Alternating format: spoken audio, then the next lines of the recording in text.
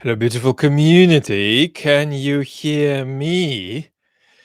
Let me know if you can hear me. Mr. Prigozhin cannot hear us anymore, but I hope that we can hear each other. This is a case of a kind of putrid, noxious, decayed evil, Mr. Putin, extinguishing a sort of romantic, charismatic evil in Mr.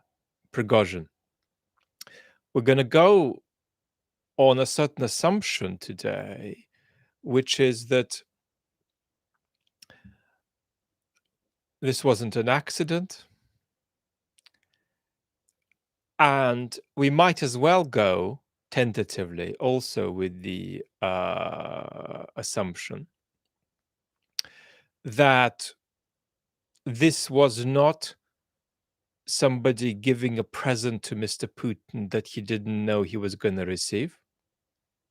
And we can also go with the assumption that this wasn't somebody making a move on Putin by doing something that Putin is too weak to have done himself.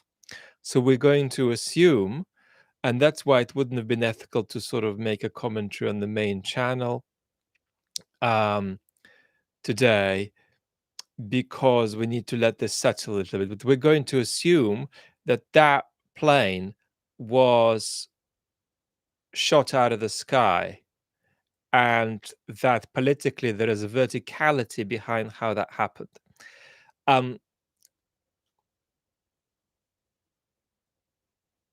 Yeah,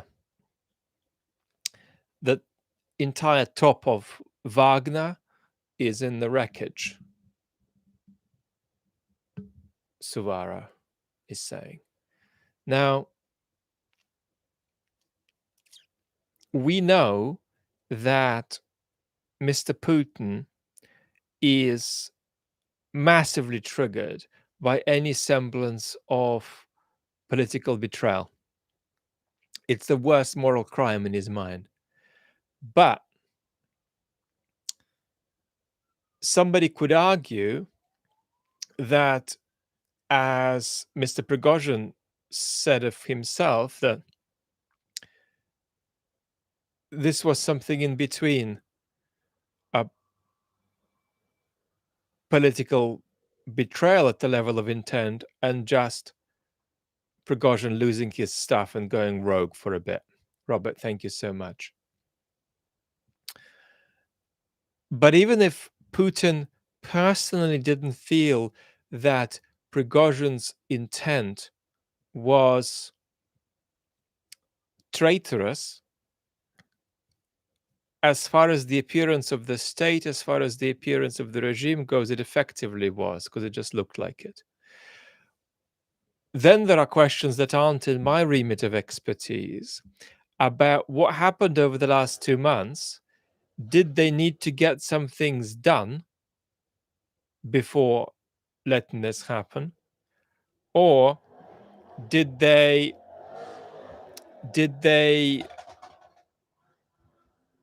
motorcycle noises, did they want to get some things done that they couldn't get done, and because they couldn't get them done, this happened, right?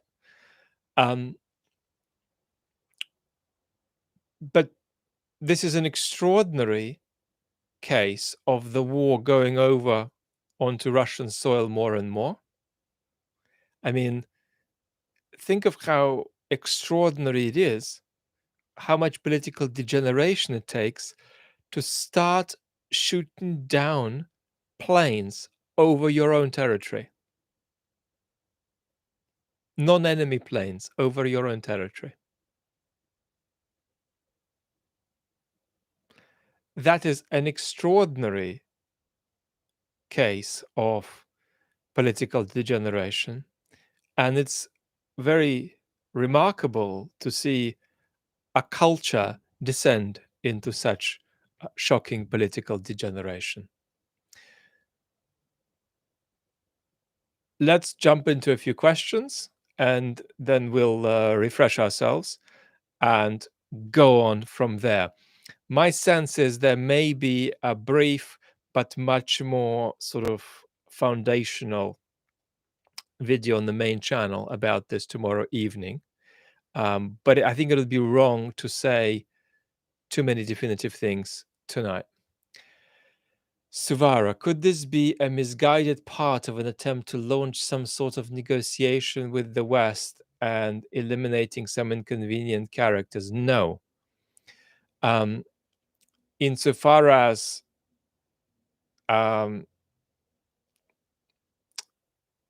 this plane being shot out of the sky goes, this is about, on the assumptions we've made. Now, we might need to question them under some extremely unusual circumstances if those materialize, but on the assumptions we've made, this is about taking care of the harm of the mutiny, which essentially made Putin human. It reverted Putin from a realm of kind of divinity into being partially in the realm of politics where you can be questioned. So it created a very small but significant chink of politicization, right? By breaking the aura of Putin as being, in a certain sense, above politics because he is the only institution with perceived legitimacy in the country. That stuff needed to be repaired, and some kind of a warning needed to be sent about anybody planning anything like this in the future. But it's not as though this way of taking care of business gives any impartial observer confidence that this is part of the regime regaining rather than losing its monopoly over organized violence. RS, thank you so much. CS79N, does Prigozhin and likely spell the end of Wagner? It spells certainly the end of Wagner as we know it, because it's not just Prigozhin, it's Utkin, and it's other key people that were on that flight. So this is Wagner's head cut off, as it were, and we need to follow what's going to happen next. But because Prigozhin wasn't alone on that plane, this is not just Wagner without Prigozhin. So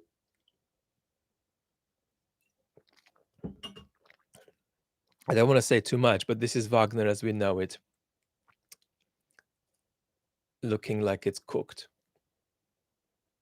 David, no particular comment, other than while not entirely surprised at eventual demise of Prigozhin, I'm still in some state of disbelief as I was online when the news broke. I mean, this is really a shocking level of political degeneration that these guys are shooting planes over their own heads now. And this stuff is not stuff you put back in the box.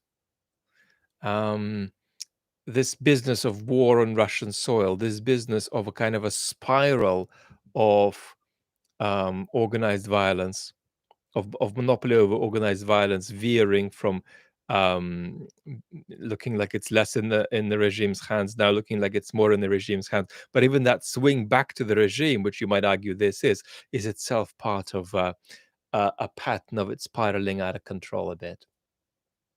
Luke.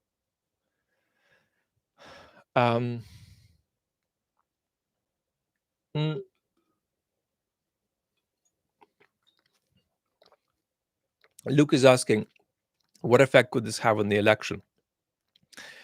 Putin's aim with the election is to do several things.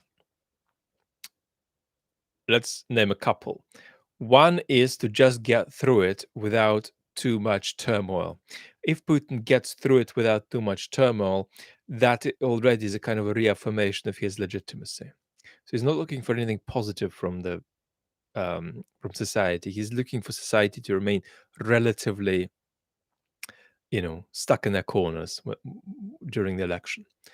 Now, the election is also about giving Russians the impression that a lot of Russians support Putin, positively support Putin, which is not true. They passively support Putin, if you can call that support. And so one of the striking things you saw with the rebellion was this extraordinary tendency of everybody to stand aside. I mean, there are people in Moscow really feeling how that thing isn't going to be stopped, is it? It's just going to come through if it keeps on rolling. And they were the anti-Zelensky. They started running away from Moscow. The leadership started running away. So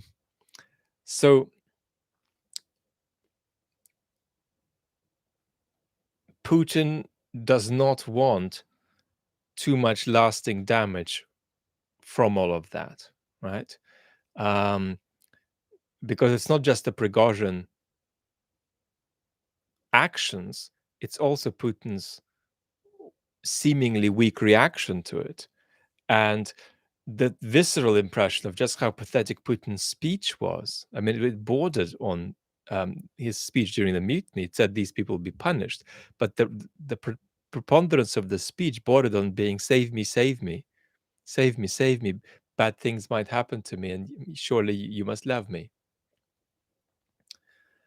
RS, thank you very much. Black Heart Rebels. Who's going to get the blame?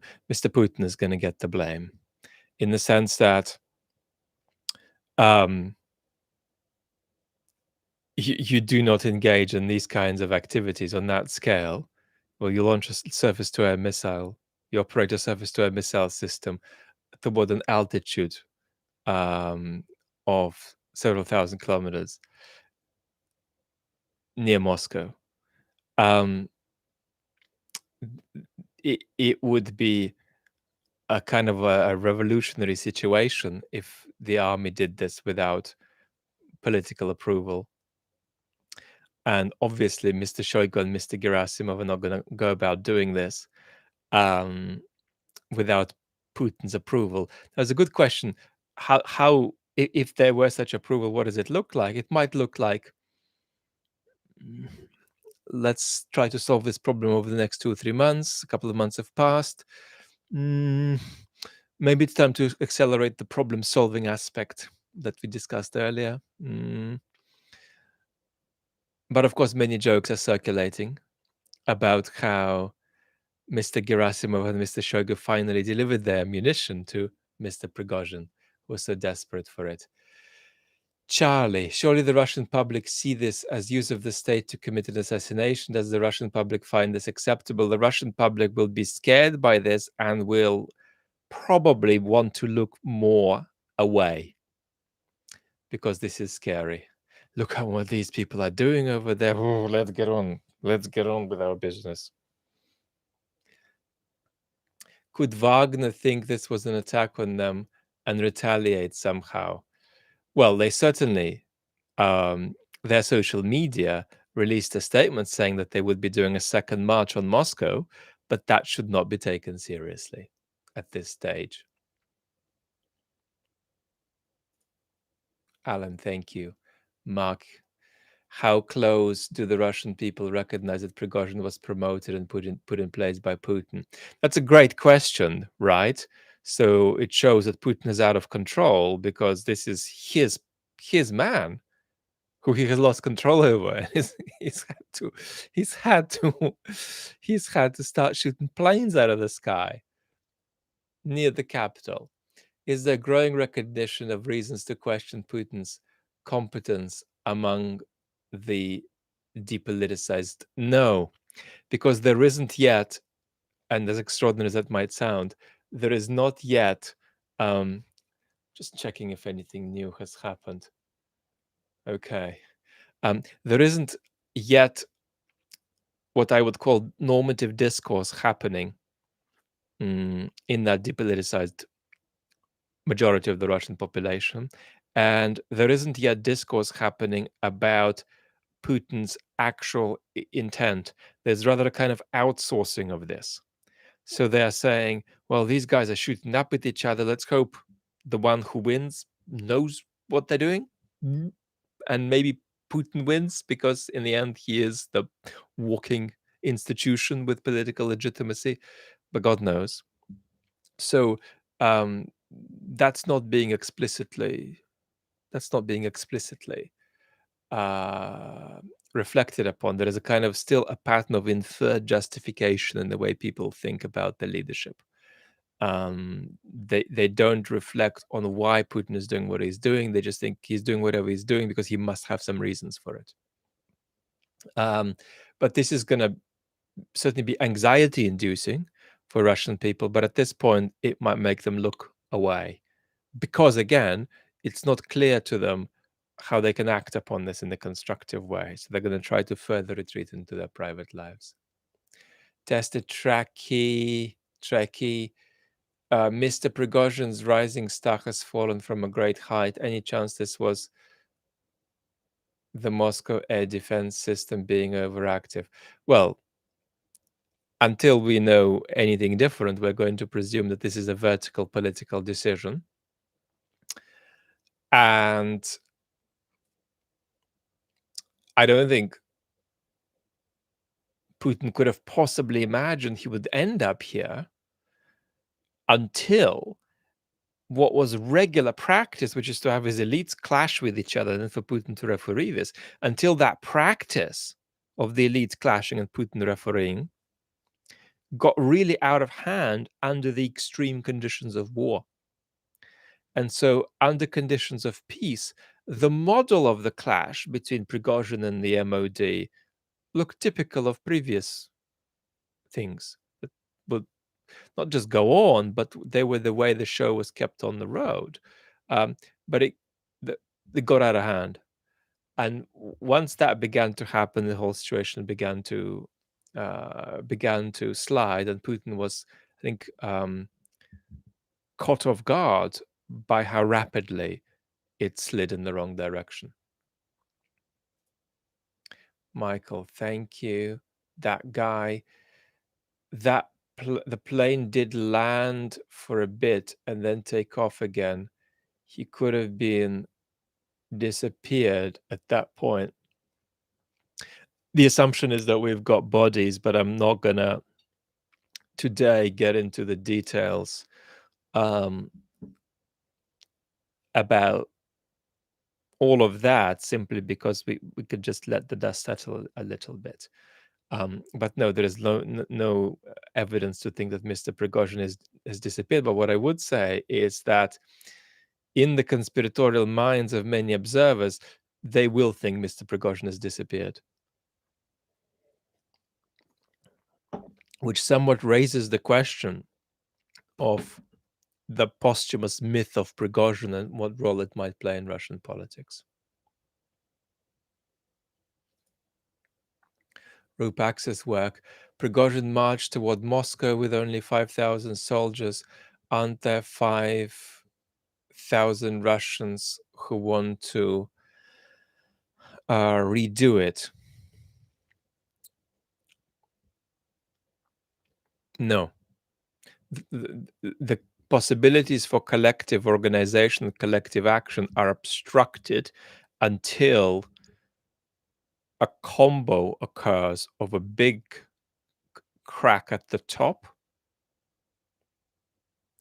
maybe a bigger than a crack than we've seen so far, or a repetition of something as serious as the mutiny, combined with some guidance from the Russian opposition that has more purchase than their previous guidance has had. So we're in this sort of predicament of depoliticization. Of course, there is a minority of people who are against the regime, but they're not Wagner, they're not armed. So I suppose if you rephrased your question by saying that you were going to provide guns and tanks to these people, maybe we would gather some. Maybe they would find some among the anti-Putin liberal opposition. But then liberal opposition do not like to drive tanks and wield guns. Um, but no, this is not a regime at the moment that would be impacted by a few tens of thousands of people marching unless they're armed. And getting that number of armed people to march is not attainable at the moment. Austin, thank you so much. The dead pedal. Um, could Ukraine be behind this? I mean, my suspicion is that we shouldn't entertain that possibility at this stage because there's just no reason to entertain it. But if you were to list all these possibilities out there, then I suppose you could add that to the list. But we're starting really with the assumption this is a vertical political decision. I mean, I'm sympathetic, and that's partly why I haven't released a video today of any kind, even a chat. I'm sympathetic to people who say, just slow down, let's take time and work this out a bit better before we make pronouncements. But having said this, this is not it's not brain science to work out which presumption you should start about what this probably is. Vanessa, thank you so much for your incredible support.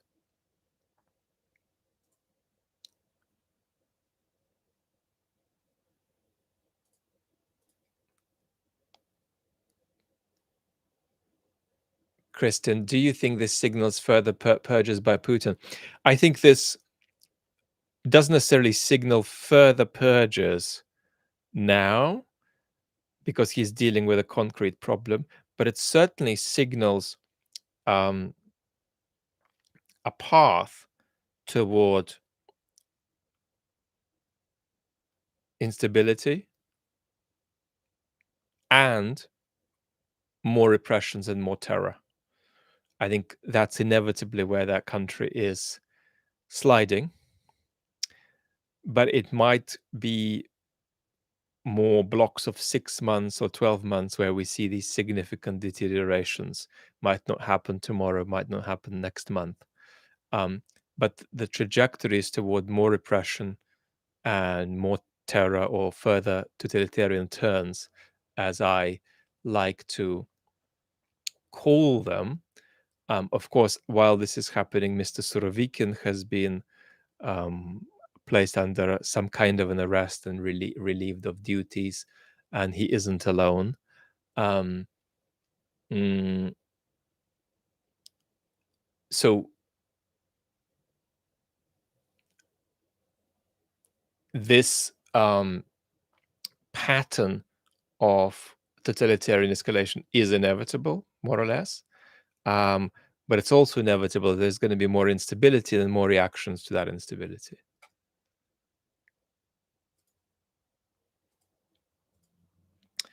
Anybody associated, is also worth adding, with Prigozhin is now in danger.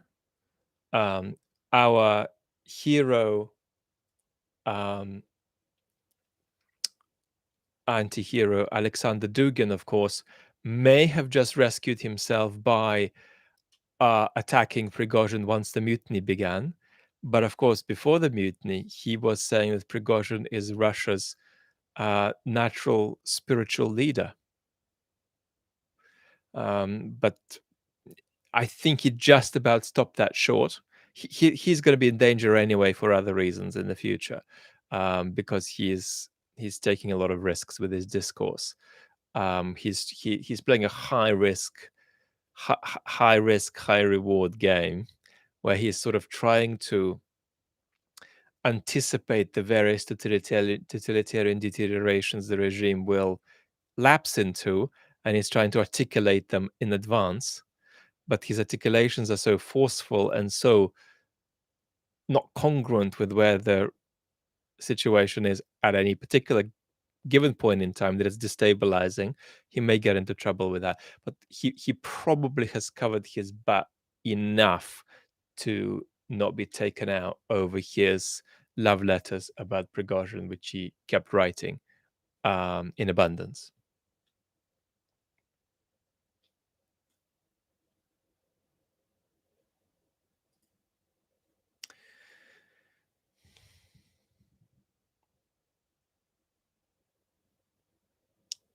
Just seeing if there are any critical updates.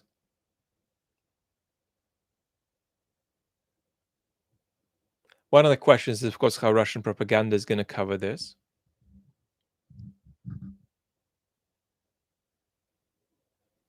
Yep.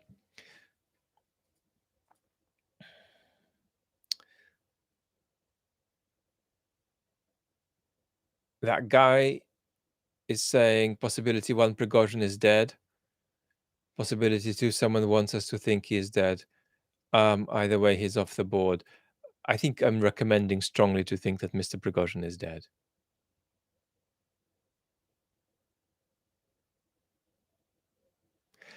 CS79N, Putin is killed before, but never in such a high-profile way. Is the brazenness of this deliberate? If we're assuming verticality here in the way this was done, then yes, this is a demonstrative act. You could debate which other acts were or weren't demonstrative. I mean, if we look at Mr. Navalny's poisoning, is that demonstrative or not? I suppose if they were absolutely set on killing Navalny, it probably wasn't demonstrative. But if they were neutral between several possibilities, which is killing,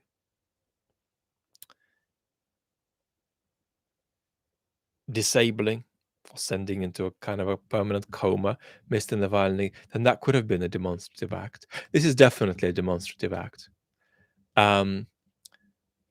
There is then another aspect, which is that Mr. Prigozhin is not Putin, but he is still very well guarded. So it may be hard to get at him by some other means. But without doubt, we have to put front and center here the demonstrative aspect. I mean, this is absolutely extraordinary, right? I mean, just for a moment, begin to translate this onto your own country. I mean, imagine if a British politician, imagine if the British Prime Minister engaged in taking aircraft out of the sky in which their opponents were transporting themselves. So the demonstrative aspect here is very, very important. And it's altogether nuts, right? I mean, they're shooting down so much metal. Of course, there's the crew of the plane too. They're shooting down so much metal above, um, residential areas. So there's absolutely nothing, uh, there to have stopped this ending up in a few people on the ground being killed. So this is certainly a highly theatrical, plausibly, deliberately reckless action that acts as a demonstration and perhaps in the short term does something to sharpen up again Putin's image as somebody who is in control, which was badly hit. But my argument is that this is not that, because in the medium term we're going to see this as part of a slide from away from the state having monopoly of organized violence.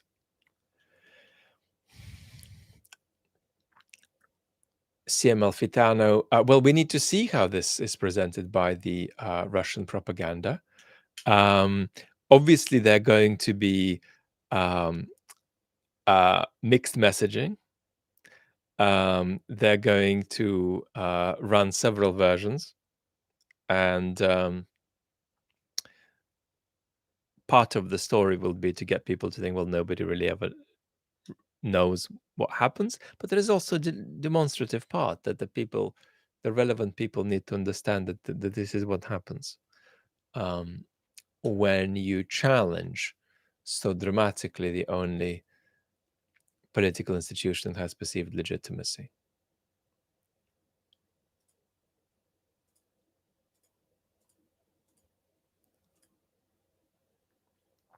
Suzanne, thank you for your undying dedication to this community and the truth. The impact posthumously of Prigozhin's death will negatively or positively be felt by Putin. What are your thoughts?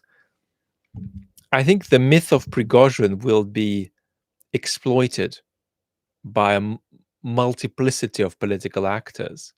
And I think that Mr. Prigozhin will continue to posthumously inconvenience Mr. Putin. There are some hyper reactionary radical folks who are pro victory, who wanted Prigozhin out of the picture. They might be pleased. But um, Prigozhin leaves a myth in his wake that will have many political incarnations and will not, in all those incarnations, please Putin in the way it impacts his stability and power. So I think we need to follow that story, and there's going to be quite a bit to follow there.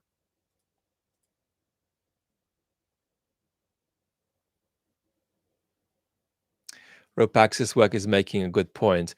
If Mr. Prigozhin, as he wanted to disappear, if Mr. Prigozhin were alive, he's had enough opportunities to make um, a statement about being alive over and above the identification of the bodies that seems to be happening.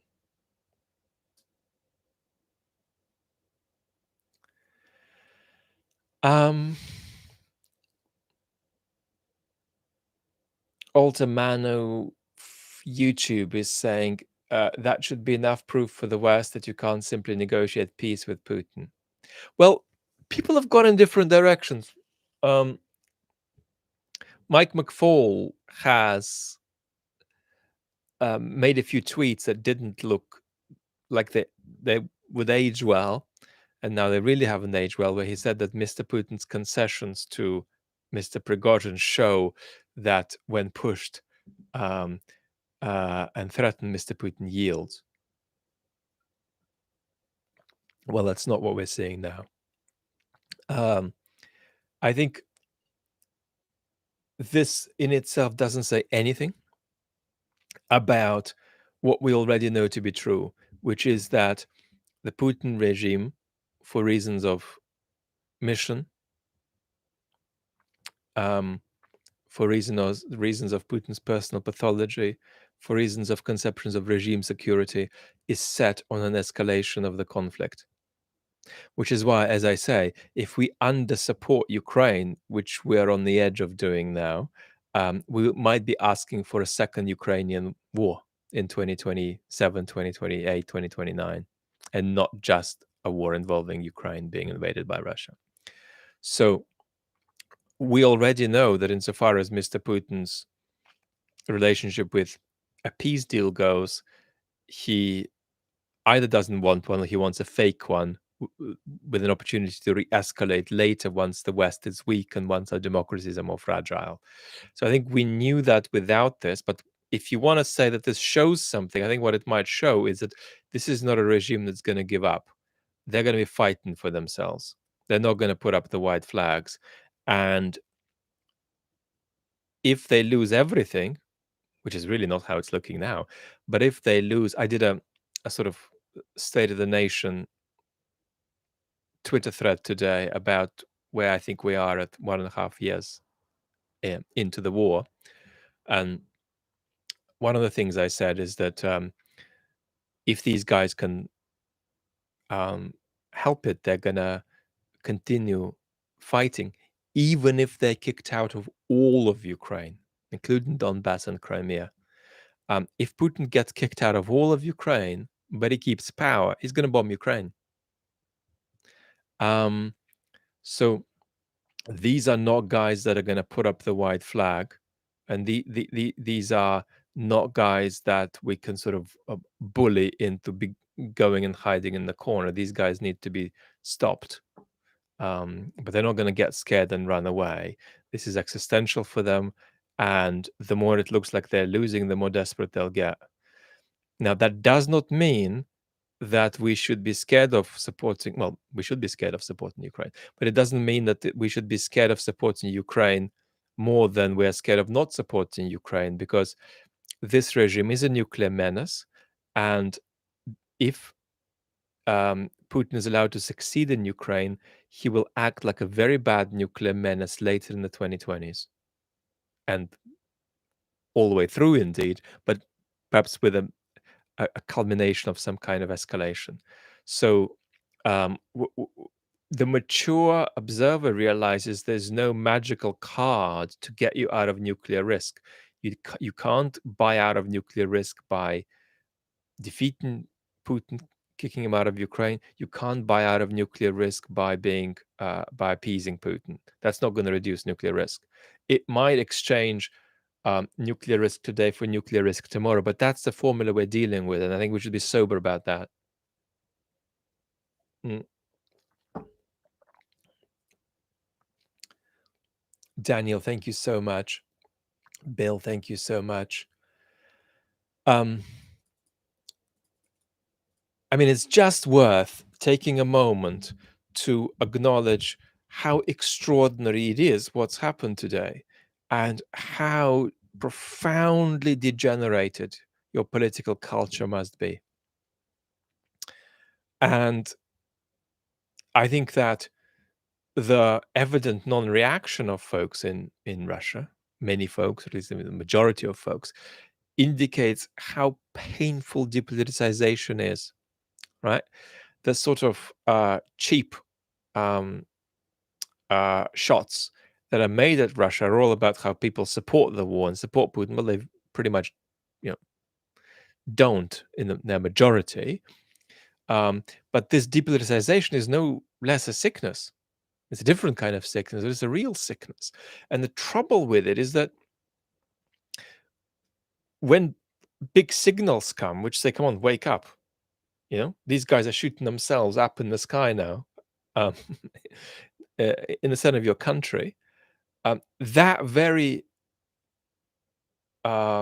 fact and how shocking it is may only further force people to look away and turn their back to it.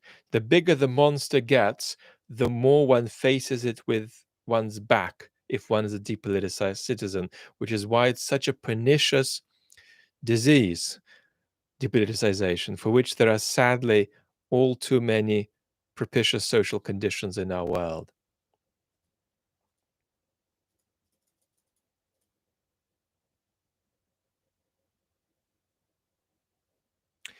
Um, A. Kozan is asking me about comparisons to the Smolensk disaster, which I think is an accident.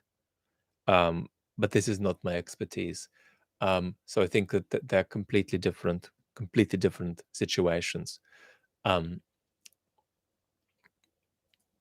But this is the sort of thing you ask somebody like Christo Grozev, not a political philosopher.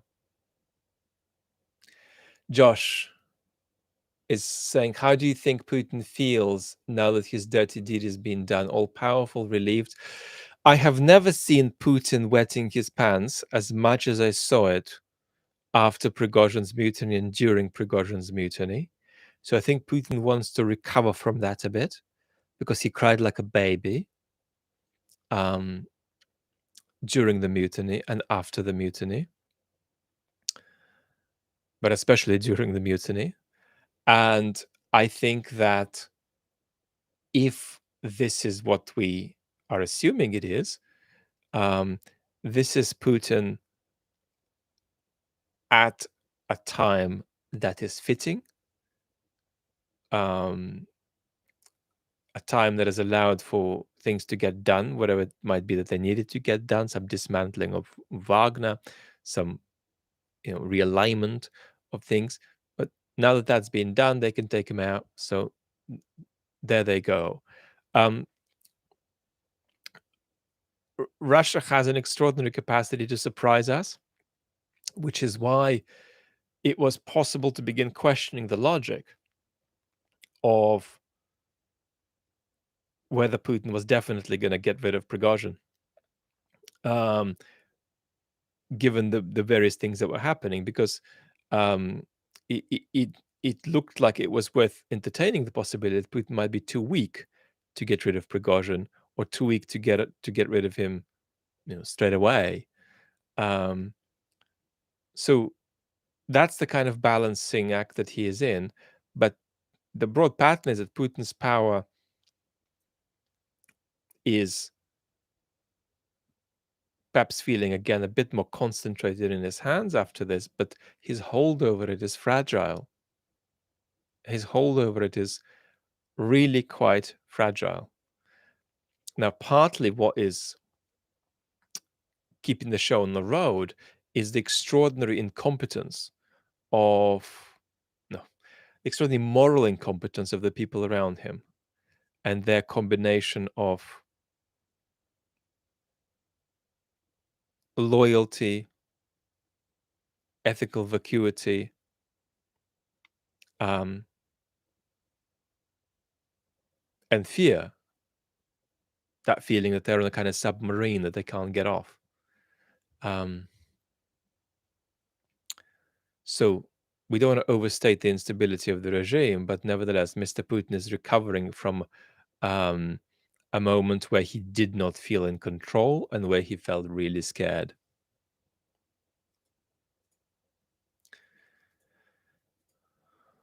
Austin, thank you. William, any chance revenge operations directed at Putin and not Russia as a whole? I'm not sure what agency there is for that. I mean, if you're talking about whatever is left of Wagner, I don't really see that. I don't really see what they said on their social media about a second march on Moscow being um, entirely realistic. So at the moment, the answer I think has to be no. But will there be other mutinous events? Yeah. Oh. And they could be probabilified by military failures or just further cracks in the regime. But we've got to be realistic about what the sources of these cracks are. I mean, they're not going to come because Russia's economy is collapsing, which it's absolutely not.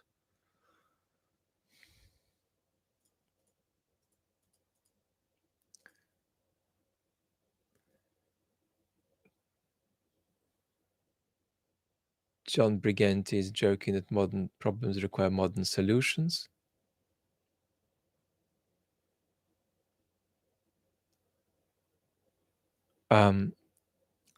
Vlad, can you add subs?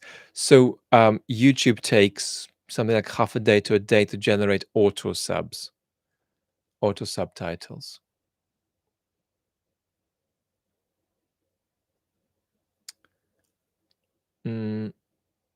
Existential Exist is asking, was Prigozhin more of a thorn or an asset to Ukraine or the West for dealing with Russia? Well, I think it depends. I mean, Prigozhin's mutiny wasn't aimed at grasping power from Putin. So perhaps it doesn't raise the question of, what if somebody worse than Putin comes to power? My answer to that is very clear. We're at a stage where, of course, something could be worse, but our position should be that Putin is the rock bottom. I think that should be the position from which our politics starts. And I think that people in Western capitals sometimes still think that Putin is a safer nuclear actor than somebody who might replace him. And I disagree. I think Putin is a global nuclear danger. So I think this argument that Putin could be safer than somebody who replaces him is not an argument that convinces me. We should start with the assumption that Putin is rock bottom.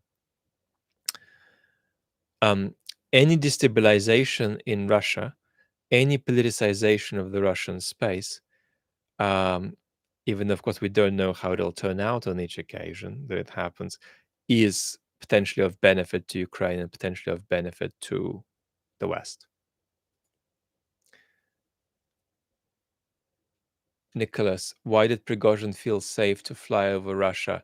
And what does that tell us about Putin? It doesn't tell us, I think, anything radically new about Putin, other than that when he can, he does things he feels he needs to do. I think Prigozhin would have been very conscious that he might be taken out. But he just knew that there are certain ways of being taken out that he can't do anything about. Um, so I suppose when you're asking why did he feel safe to fly over Russia, we could then ask why did he feel safe to do anything at all? Um, there's a plethora of ways in which he could have been taken out, and being in a plane over Russia is not obviously more dangerous than other activities he might have been engaged in during which he may have been taken out. Imam, I think everybody is missing the point. This was an attempt to get the airplane to a moon landing, but once again it failed. Um,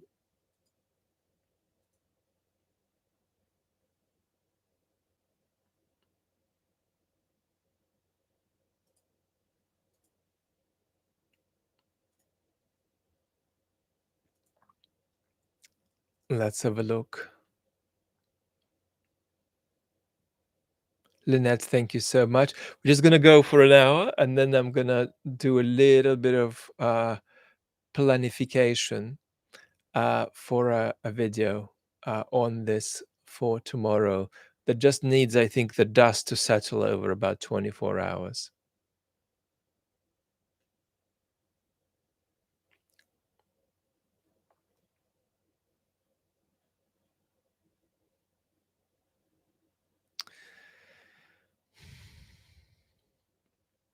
I think Lukashenko will just keep maneuvering in the boxing ring and improvising and trying to keep afloat in this very difficult dynamic in which he finds himself.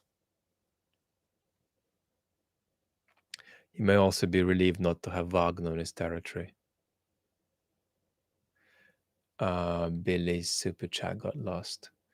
Jethro, is there a message in the method of the assassination? I think the message is about scale, theater, demonstration. So that all the relevant people see this and all the relevant people tremble. I'm just gonna have a little go at finding a few comments I've missed.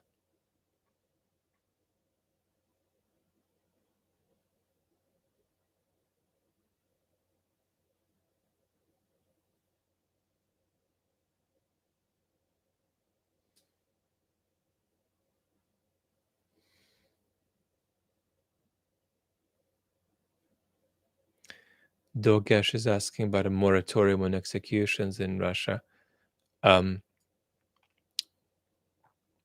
Well, we're going to be talking about different issues in this connection, including the potential return of capital punishment in Russia.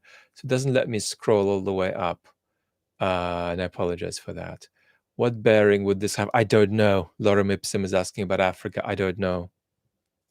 I can't comment on that. I'm so sorry. Zeus is asking, is it possible that Putin will run out of people he knows for a long time? No. There's a small number of people who are stable and who are, to some extent, ideologically on board with Putin, like the Kovalchuk brothers. So no, he's not going to run out of people he knows for a long time. But of course, what we're witnessing with a regime like this is the extraordinary process of negative selection of how people get to the top there.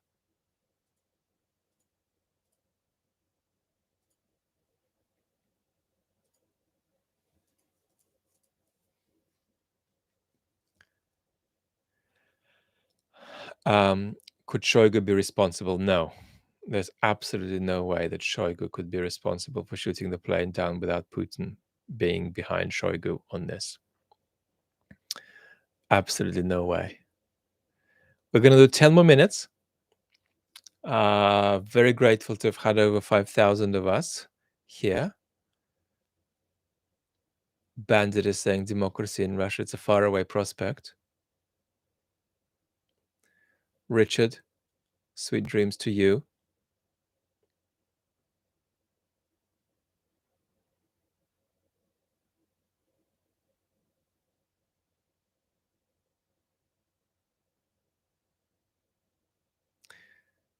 Michael, thank you. Jab, do you think the timing of this coincides with many Wagnerites moving on to Africa and that Putin felt they have enough economic control over Wagner's mercenaries now? I don't know what it coincides with, what processes needed to get done for them to get ready for what they did today, if that's what they did. But it's also possible that they felt that it was not possible to take him out straight away, that would have been too destabilizing. And I think we perhaps might come to know more about the process of the past few weeks that took Prigozhin from the mutiny to his demise. Who'll run Russian foreign policy now? A very close circle of people around Mr. Putin and Mr. Putin, who is trying to be a fake um, incarnation that pretends to be real, a fake incarnation of Russia's past great leaders.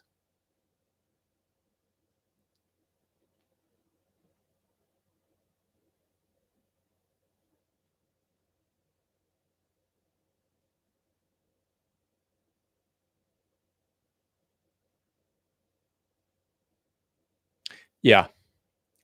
Craig is asking how symbolic this was, particularly in the context of Wagner themselves shooting down planes. I think this was symbolic. DW is saying Putin is a fake Stalin. Well, Stalin's a fake Stalin. That's the problem. That's the problem. Stalin is a kind of empty cipher in which all kinds of stuff gets projected. Dr. F is saying, always enjoy your commentary. It's a pleasure to have you with us. Dashing Rogue is saying Prigozhin has joined the Mile High Club. It's the Mile High Club imploding empire style. Do you think this is cause for any recovery? I think that it's a Adam is asking a great question. Do you think this is a cause for any recovery to Putin's aura of perceived legitimacy and the damage done to it during Prigozhin's mutiny? I think this partly recovers it, but it is also part of a general trend downward. You are not in control of things if you have to shoot down planes near your capital. In which folks are flying around with whom you just had meetings a few weeks earlier. So this bodes very badly for Russia's prospect of avoiding this inevitable slide in monopoly of organized violence. That slide feels inevitable. And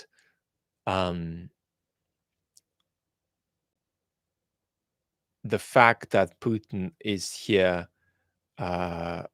strengthening his position is a sort of victorious move in a losing game.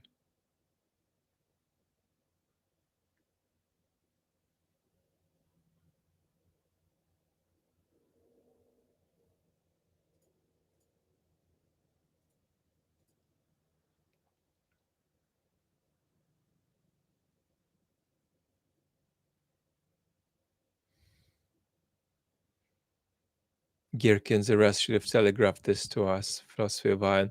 Well, we're going to see more and more people um, taken out. Vlad's asking, what did I miss? What's the big picture? No major big picture.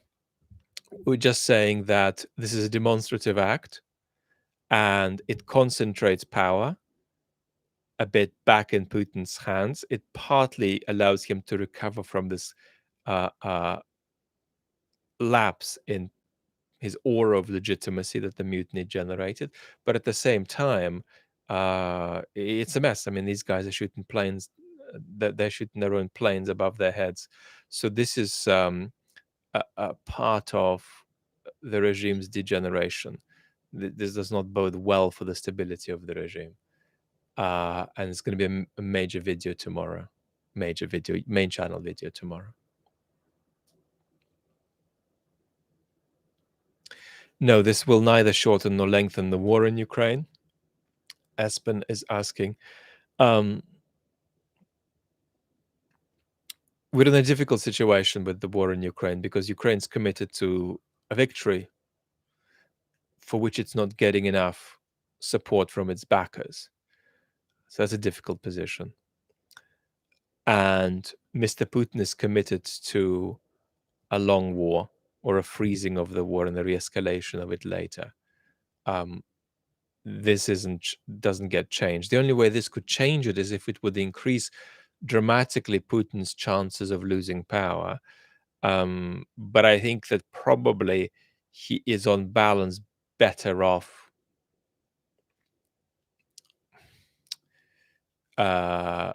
dealing with Prigozhin in this way than not. I mean, that's his thinking at least. So he's choosing between two bad options here, to do nothing or to take Prigozhin out.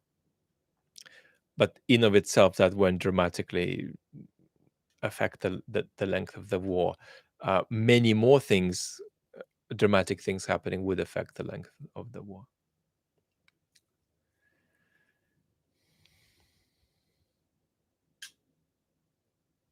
Georgia Z, night, Vlad. I'm going to take two last questions.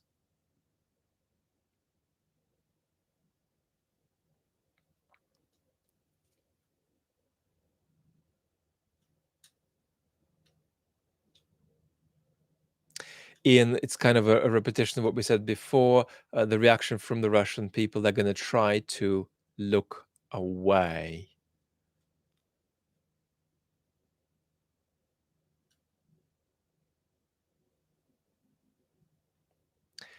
Goran is talking about future mutinies. I think Putin's message here is that they will not go without being taken care of and resolved, even with a delay. So consider not thinking about it.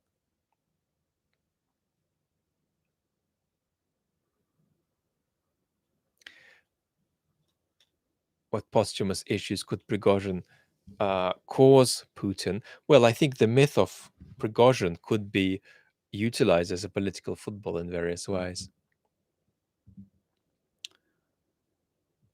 Michael is saying Prigozhin's final statement was regarding Russia's global military projected power, which he must have realized was his only card. How much does this collapse perceived Russian global projection?